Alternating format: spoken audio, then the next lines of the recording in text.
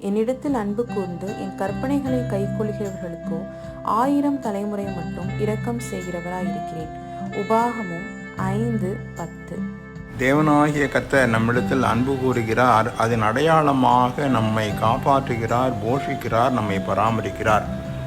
அத்தகைய அன்பை நாம் உணரும்போது மாத்திரமே உண்மையான அன்பு என்ன என்று புரிந்து கொள்ள ஆரம்பிக்கிறோம்.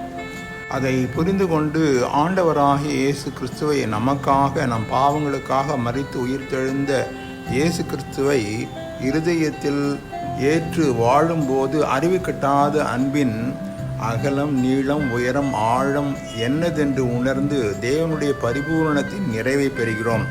இது கர்த்தருடைய வசனம் கூறும் சத்தியமாகும்.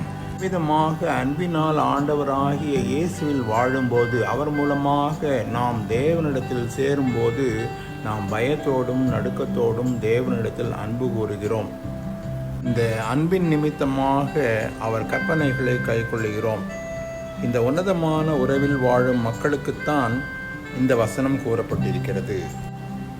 1000 தலைமுறை மட்டும் என்று கூறப்பட்டிருப்பது ஆயிரங்களான பேர்களின் மேலே அந்த ஒருவரின் நிமித்தமாக, அந்த ஒரே ஒரு மனிதன் அன்பு கூறுவதன் நிமித்தமாக இரக்கம் செய்கிறவராயிருக்கிறேன் என்று கூறுகிறார். அந்த ஒருவராக நான் இருக்கிறேனா?